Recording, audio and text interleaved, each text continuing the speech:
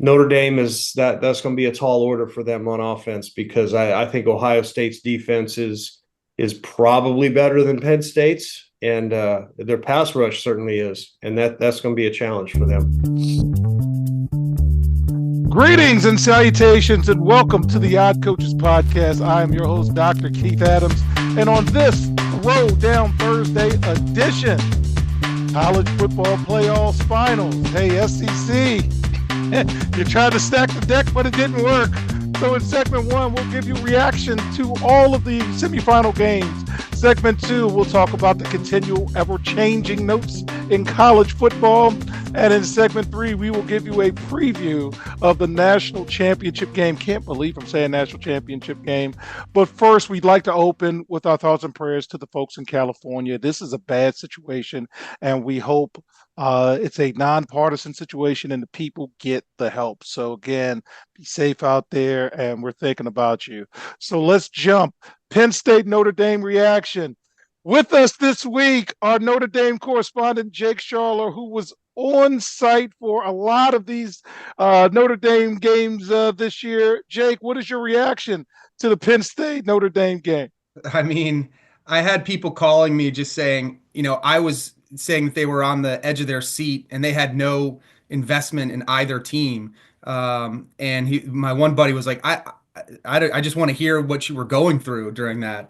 I mean, I saw something on Twitter that showed the win probability, and it was going like this, and then for Notre Dame went all the way down, and then second half came creeping up, and then was up again, and then came way down, then was way up, it was just an unbelievable college football game. I can talk all day about Notre Dame and where they've come in this third year under Marcus Freeman, and how they've just found ways to win despite. I don't know if people who aren't true fans of Notre Dame understand just how many injuries they've had and how many just quality players are out.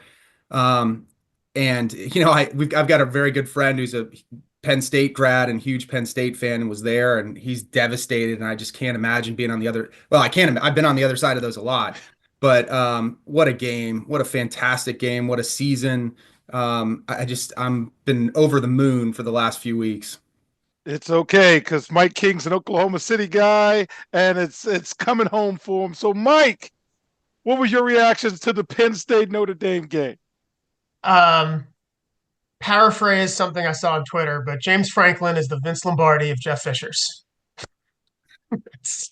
That guy just can't win. He just can't win. He's just always good, never great. He is what he is. That game, it kind of played out in some ways how I thought it was going to, except for the result. I thought Penn State had the better top-end talent, and their top-end talent showed up. Abdul Carter with one arm was the best player on the field by like miles and miles and miles, and the tight end was incredible. The difference was Notre Dame's bad quarterback was way better than Penn State's bad quarterback, because that guy, he blew the game. He was terrible. And they were talking about him going to the draft and maybe coming out being the number one pick. And as I was watching, I was just praying Notre Dame would just end that as a Giants fan, because I don't need Drew Aller. I don't. And I knew that going into the game. And thank you, Notre Dame, because now that's not going to happen. Okay. So, Robert, you and I started this season with the line, you can't win a national championship if you lose to a directional school. Well, maybe you can. Any thoughts about Penn State Notre Dame? Maybe you can. I mean, maybe that's the recipe. Play and lose to a directional school early on to help get your team focused and help you understand what you're trying to do and move forward. I don't really think that's the answer, but I mean, Notre Dame played better when it mattered. That's really what it comes down to. They played better when it mattered. They forced Penn State into a mistake. I remember while I was watching, thinking to myself, Penn State needs to try to get the ball downfield to somebody a little bit, and they never did. And then after the fact, you go back and you hear that Penn State did not complete a single pass to a wide receiver. And that that says a lot about, obviously in the portal, that's what they're going to be looking for, right? But that says a lot about Notre Dame's defense. I thought their defense was really, really good, and they're going to have to be even better coming up. But it was a phenomenal game. It was a great game to watch. It was riveting. Yeah, so for me, and I had mentioned it in the group chat, and fans, we have really smart people who know football way more than I do. And I always ask the same basic question: boring wins more than it loses. And when Penn State in the first half was handing the ball off, they were getting 3, 4, and 5 yard chunks. And then for whatever reason, they got cute, start doing sweeps and slants and all of these extra things. And then Notre Dame kicked the field goal at the end of the first half, and Hope came in the building. And Hope is equal opportunity. Hope doesn't care. They believe they could play it, and they came down and scored. And now, Katie barred the door. We've got a ball game. So, Jake, putting your sports reporter hat on, I have to ask you, why is it that time after time, big game after big game, James Franklin seems to call himself out of a game, or his coordinators call him out of a game because they just won't do the simple thing? Because I'm sure you saw the same thing. Man, they're just running all over us. Thank goodness they started passing. Any Yeah, thoughts on that? I I, I don't know. I think coaches just get way too cute. They get in love. They fall in love with oh, look at how we drew this up. Look at how we drew that up. The first half kind of played out how I expected the second half of the Georgia game to play out, and the second half of the Penn State game to play out. Like I said, so Notre Dame is down two defensive ends. They're down their best defensive tackle, Riley Mills, who's like he's a man. I mean, this guy's like 6'5", 300. He's a big difference maker inside. They've got good players there now, but they're so thin. And when they were just getting run through in that first half, I was like, man, I kind of just saw this coming for a while. But yeah, then they just kind of called off the dogs a little bit. I think Notre Dame played a little bit better in the second half with their run fits, and just technically their linebackers are so good and physical. But yeah, I don't know. And I as good as that tight end is, and man, is he a player. He is fantastic. Um, Maybe they tried to get him the ball too much at the expense of maybe getting the wide receivers involved a little bit. But so many things, like you mentioned the field goal, that doesn't happen unless we recover the fumble. And then the Penn State's first drive where they got the field goal, they had 10 was wide open in the flat, and Aller just threw it should have been caught, I think, but it wasn't a good ball. Like, they score there, that maybe it's a different story. If they go for it instead of kicking the field goal, maybe it's a different story. But you're right. I mean, they were just gashing us, and if they had just continued to do that, man, maybe it's 17-0 at halftime. All right. Well, we're going to move to our Texas correspondent, Robert. Ohio State, Texas reaction. What's going on in Texas, sir? What is the reaction to losing to Ohio State? Go in any direction you want, sir. Well, I can say with pretty good amount of certainty that's going to be Quinn Ewers' last game as Texas Longhorn. I think he declared. I think he will be moving on, whether it's to the draft or to somebody who's going to pay him millions of dollars to play in the Big Ten. I have no idea. That being said, I do think that, and me included, put a lot of emphasis on why isn't Arch playing? Well, the coaches aren't going to not play Arch just to leave Quinn Ewers in the game. I mean, if they think Arch is going to help them win, they're going to put Arch in the game. I mean, so I think we focus a little bit too much on that. But that being said, I mean, to me, I mean, Ohio State's pass rush was the difference in this game. A lot of times I found myself thinking to myself, he has got to get the ball out. Ewers has got to get the ball out. And they would pan down the field from the camera behind the quarterback, and there's nobody to throw the ball to. So yeah, he could throw it away, but it's not like he had people open and just wasn't getting it to them. The Ohio State's defense has they played really, really well, and Notre Dame that's going to be a tall order for them on offense, because I think Ohio State's defense is probably better than Penn State's, and their pass rush certainly is, and that's going to be a challenge for them. All right, Mike King, Ohio State, Texas reaction. What do you think, sir? I think before the game, I mentioned how if Texas was going to have a chance, they were going to need their corners to show up. And then Barron, the guy who was the PFF highest rated corner, held Ohio State's star wide receiver to what, 1 catch, 3 yards. That was impressive. And my takeaway from the game was, because there were mock drafts that had him as a second rounder, and it was like, ooh, the Giants can get him. Nope, that's not going to happen. He's a first round player now. He played incredible, but Ohio State's they got talent everywhere. They got skill guys. They're good in the trenches. They're good.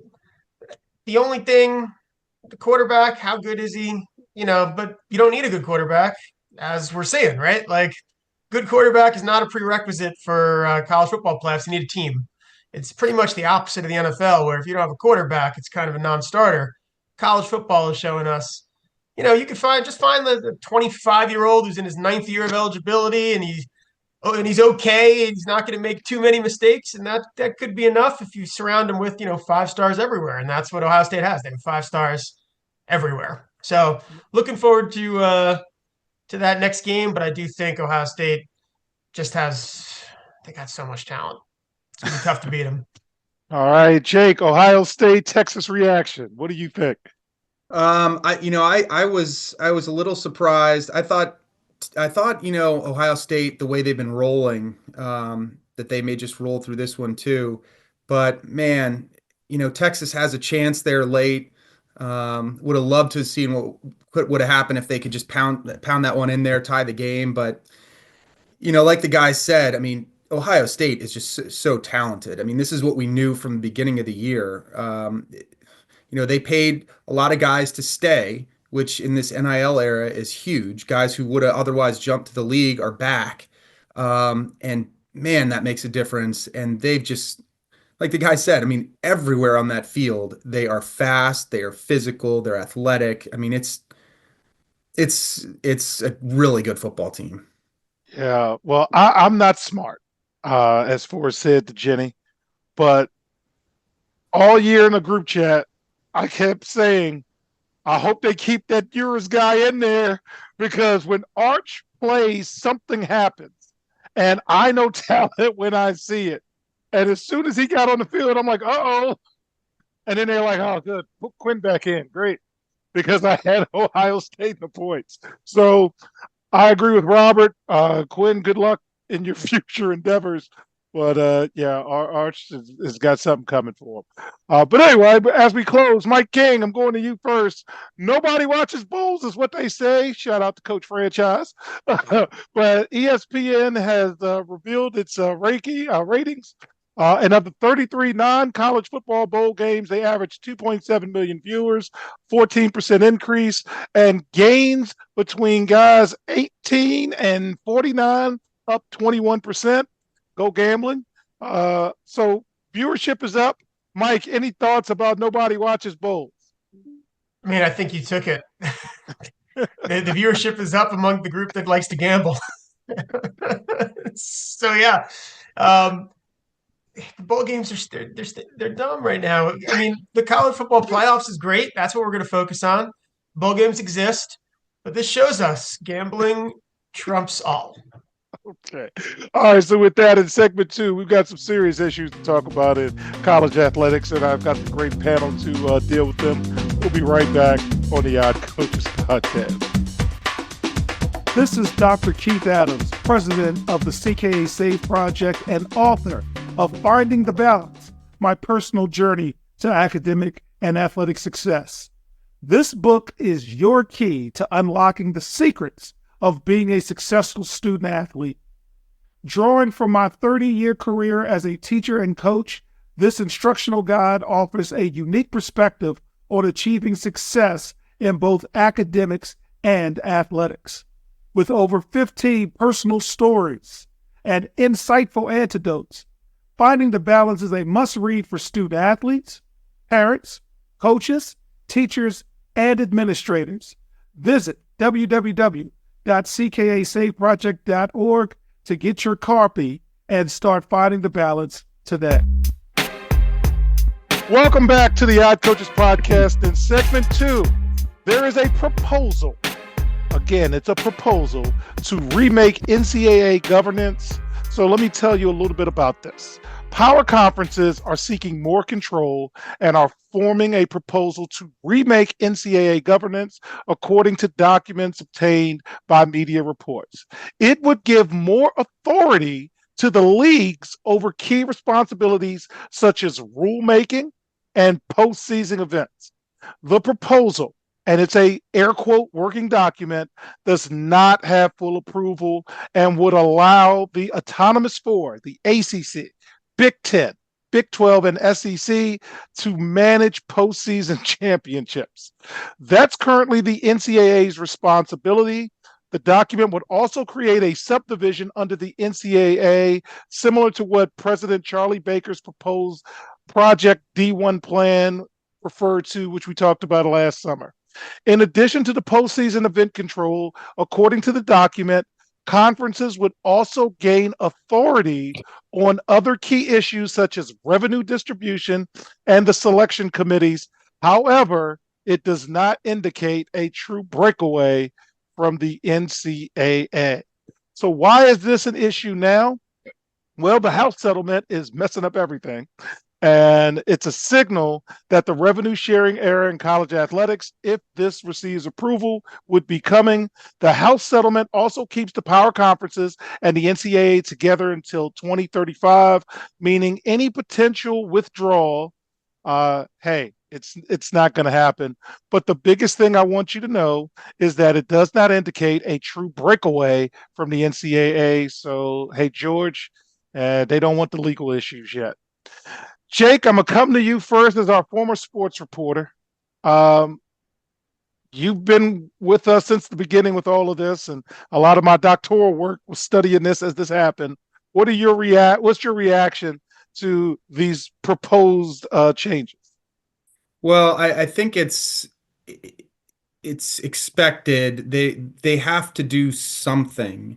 And I think this is, I was thinking about it the other day. This is almost like, it's kind of like newspapers with the internet, where they weren't ready for what happened. And it just happened so fast, and the internet was so easy, and it just kind of overtook newspapers. And before they even had an idea of what they should do, they're playing catch up.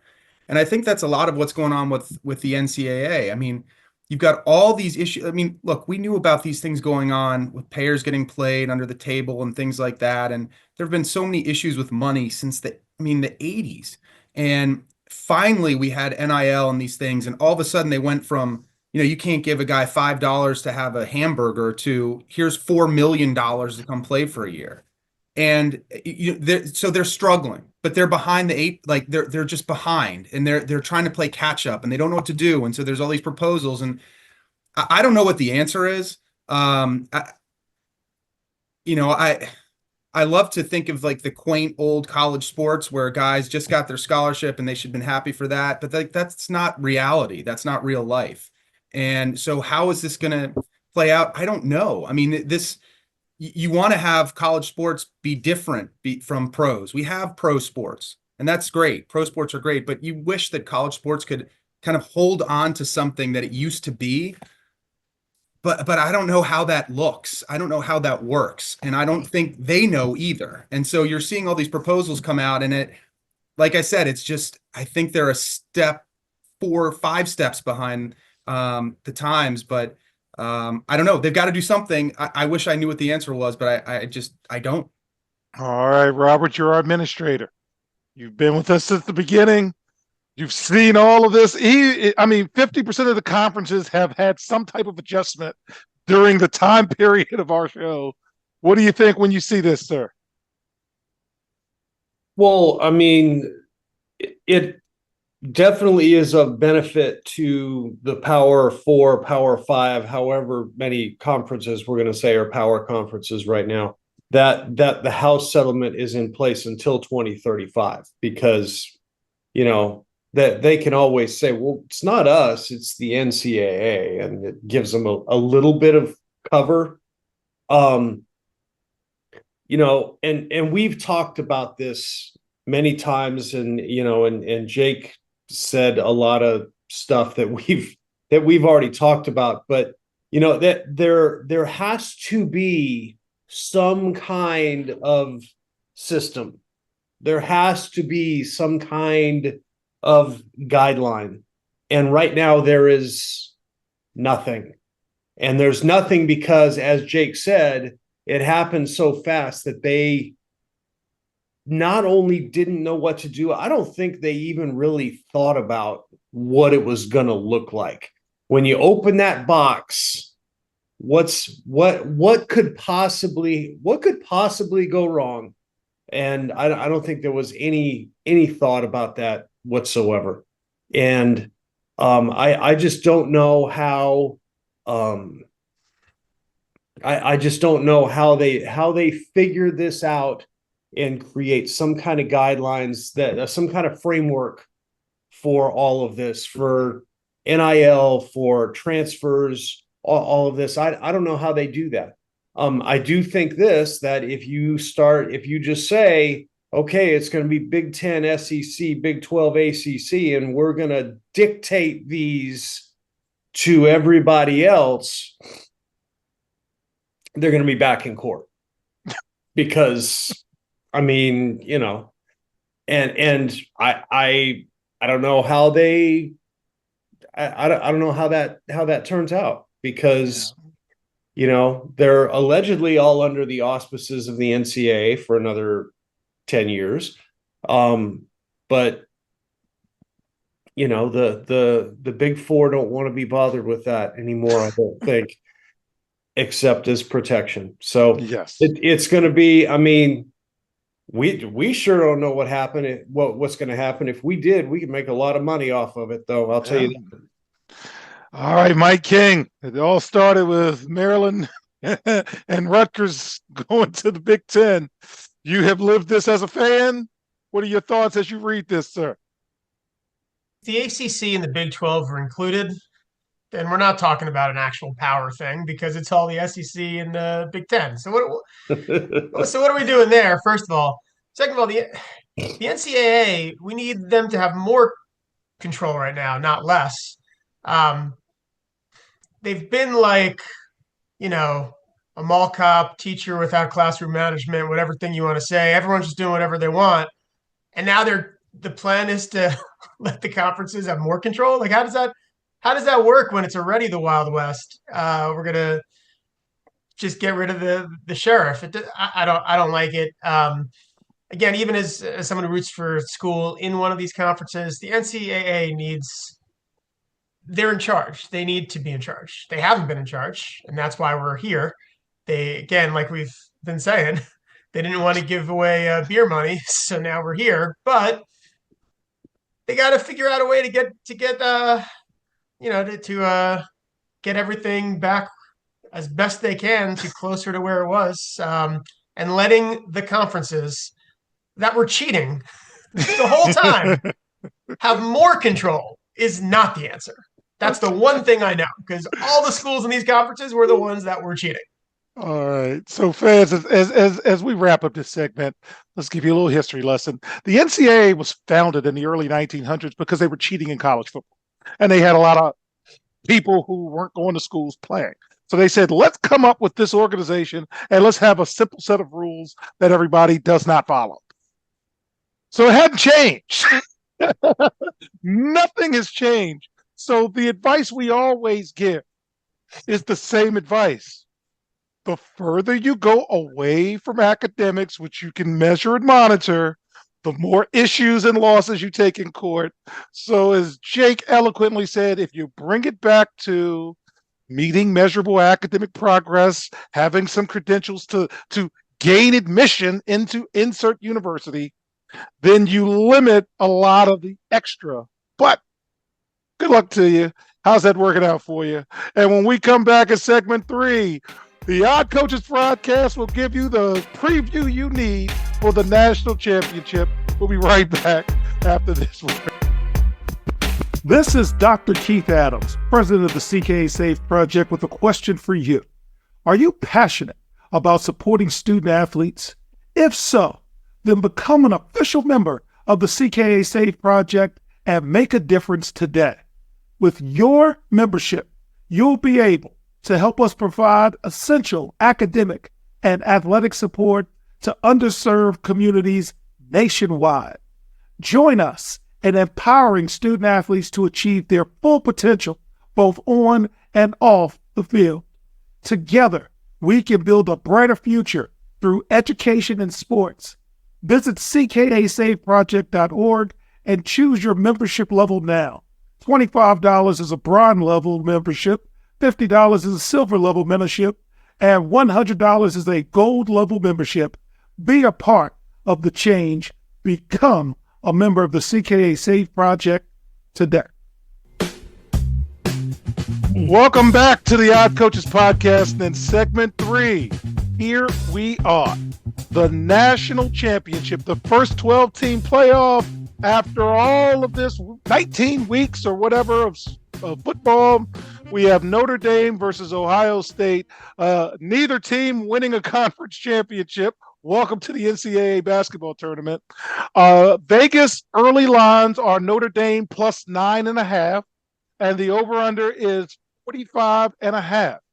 So, Jake, we're going to start with you.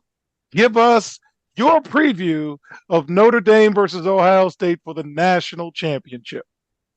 Well, look, as Mike, I think it was Mike said, or maybe it was Robert, I don't know, but this is a tall order for the Irish. I mean, this is. I saw something a couple weeks ago. They broke down the rosters of all the 4 semifinal teams and the amount of 5 stars, 4 stars, 3 stars. And Ohio State has like 7 5-stars and, the rest 4 stars. And, we have 1 5-star and decent amount of 4 stars. And so, look, on paper, it's a tough matchup. I thought Georgia was a tough matchup on paper. I thought Penn State was a tough matchup on paper. This team, and in 1 second, Keith, I'm going to get on my Marcus Freeman soapbox, but at some point, you say there's something about these guys. There's something about this team. So if they can win the turnover battle like they did against Georgia, if they can get some sort of play in the special teams game like they did against Georgia, and Jeremiah Love's at least somewhat healthy, I don't know. Can they do it? I don't know. Maybe they're there. And look, I can't, Keith, you know how much I love Marcus Freeman. From day one, I was so excited about this guy.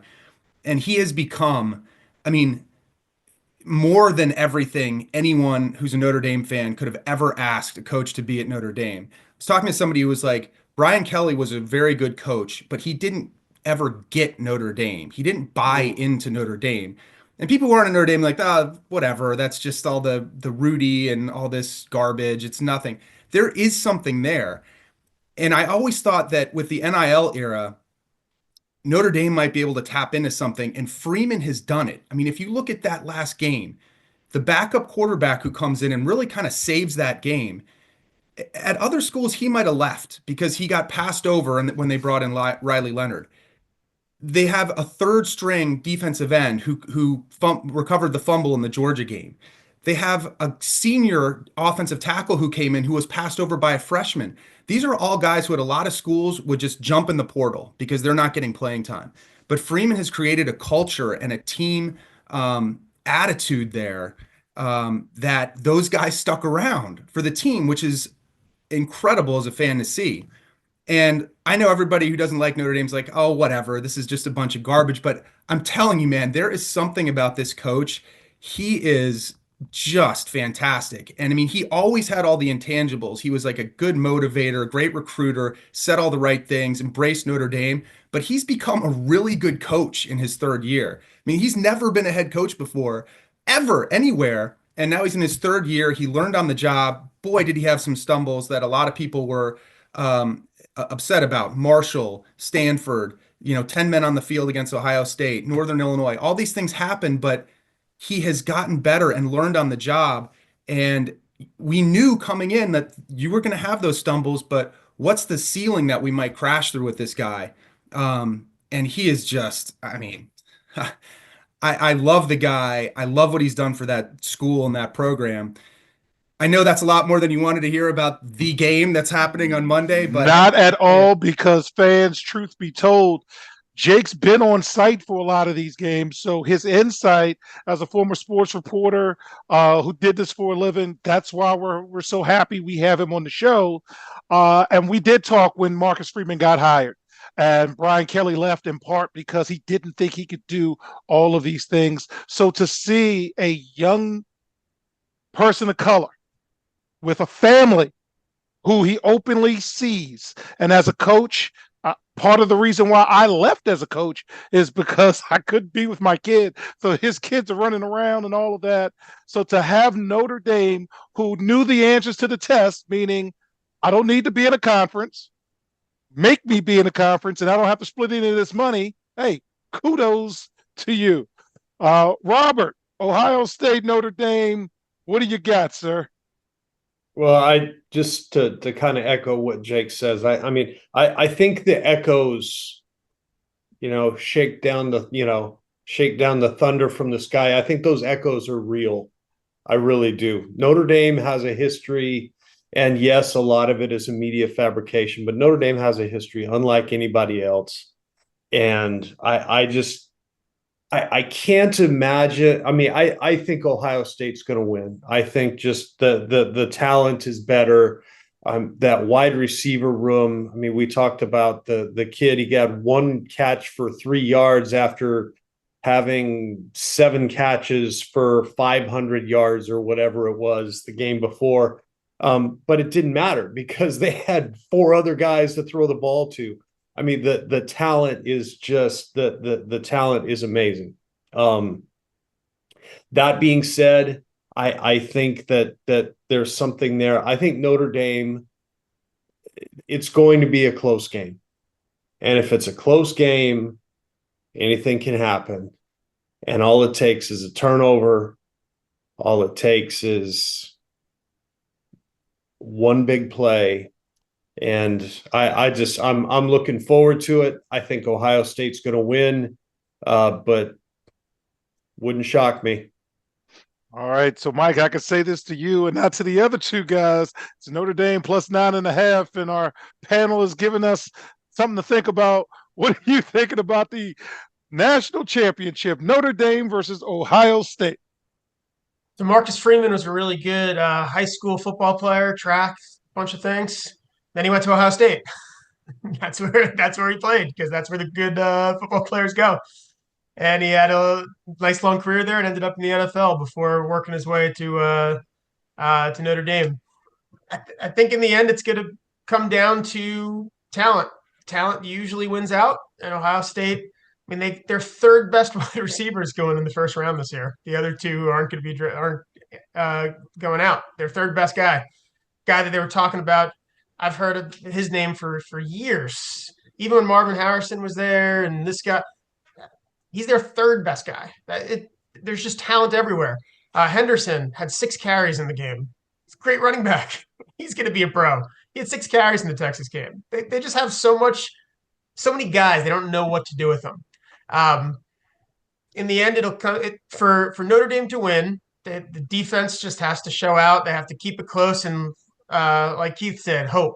As long as hope's in the building, the longer hope could be in the building. And that it's got to be low score. I don't see any world where this is a high scoring game that Notre Dame has a chance. Because again, I just don't like the quarterback. He's good. He can run.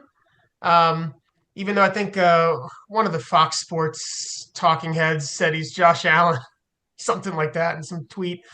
He's not. He could run, but he's not that. He's nowhere near that. But Ohio State's got guys that could run faster on defense. So I don't think they're going to be scared of a slightly running quarterback. I think this one, I don't want to say gets ugly, but I think it gets ugly. But I'm rooting for Notre Dame. I always root against other Big Ten schools besides Maryland. So I hope Notre Dame kills them and I'm completely wrong. And I'll happily watch back and go, wow, that guy's dumb. Look at all these terrible takes. He should be on TV. But I think Ohio State wins big. All right. So, Robert, don't let me go too far, but the BCA is real for me. And Notre Dame winning a national championship would be the biggest thing to happen in college football because it's never happened before that a person of color has won. And football, historically speaking, in terms of coaching opportunities for head coaches, has not been extremely progressive. I think I'm okay. So with that being said, I am rooting hard for Marcus Freeman, who coaches at Notre Dame. But I do believe Ohio State's talent. And I think Ryan Day is similar to myself as a coach because I lost, Jake was there, I lost 2 games that my talented team shouldn't have lost. And I got heat. And there was an article or 2 that even Jake had to say, yo, dog, what you doing? Not supposed to lose these games. And it really hyper-focused our team. There was arguments in the locker room, and they finally got everything out. And then we ran it all the way to the state finals where we lost at the buzzer. And I'm just seeing that from Ohio State. They didn't beat Michigan. They didn't do this. They didn't do that. But now they have a chance to win it all. So as a coach, man, Ohio State's got it. But as a story, Notre Dame is the story. So, Jake, I'm going to let you close this out. Any final thoughts? Because this is your show, man. Oh, no, thanks. I mean, look, the song says, what though the odds be great or small? So I don't know. Maybe they can do it. The one thing I will say, I was having a text chat with some of my Notre Dame friends. This might be the best coaching staff top to bottom that we've ever had. Al Golden on defense, former head coach. He's being looked at for NFL defensive coordinator positions. He has been unbelievable this year. Look, if you guys want to see something great, look at Dan Orlovsky did a breakdown of the interception and just the scheme and what they did. Then they've got, Mike Denbrock, who was the LSU offensive coordinator. He's our offensive coordinator. McCullough, our running backs coach. The second, top to bottom, this is a great coaching staff. I think the real key will be, how healthy are we going to be? We're so like Benjamin Morrison, our starting quarterback, he's going to be a first round pick. He's been out since the Louisville game. Like I said, Riley Mills is out. Our left tackle got injured. It didn't look good. He was in street clothes at the end of the Penn State game. But if we can get some guys healthy and Jeremiah Love's health, Jeremiah Love, he is a special, special player. And he is a player that you usually see on the Ohio States and the USCs and the Alabamas. That's the kind of talent he is. So if we get some guys healthy, we coach them up real good, get a couple breaks, who knows what happens. All right. So on behalf of our cavalcade of stars, I'm Dr. Keith Adams saying thank you for listening and or watching the Odd Coaches podcast. And we'll see you on the sidelines. Until next time, take care and go Irish. The Odd Coaches podcast is sponsored by the CKA Save Project. The CKA Save Project is an industry leader in providing student-athlete academic and athletic support. From assessing student-athletes' academic and athletic skills, to measuring and monitoring student-athlete academic progress, to improving student-athlete time management and organizational skills, the CKA Save Project provides wraparound services for student-athletes from middle school through college. For more information, visit us on the web at www.ckasaveproject.org or schedule a free consultation with Dr. Keith Adams by emailing cka@ckasaveproject.org. We hope you enjoyed today's show. The Odd Coaches podcast drops new episodes every Tuesday through Friday on most weeks. Make sure you subscribe to the Odd Coaches podcast on Apple Music, iHeartRadio, Podbean, Spotify, and YouTube. Follow the Odd Coaches podcast on Twitter and Instagram at Odd Coaches. Follow Dr. Adams on Twitter and Instagram at CKA Save Project. In addition, follow Coach Mike Francis on Twitter and Instagram at Coach Franchise to spelled Coach, Franchize. For more information about the CKA Save Project, please visit them on the web at www.ckasaveproject.org. See you next time on the Odd Coaches Podcast.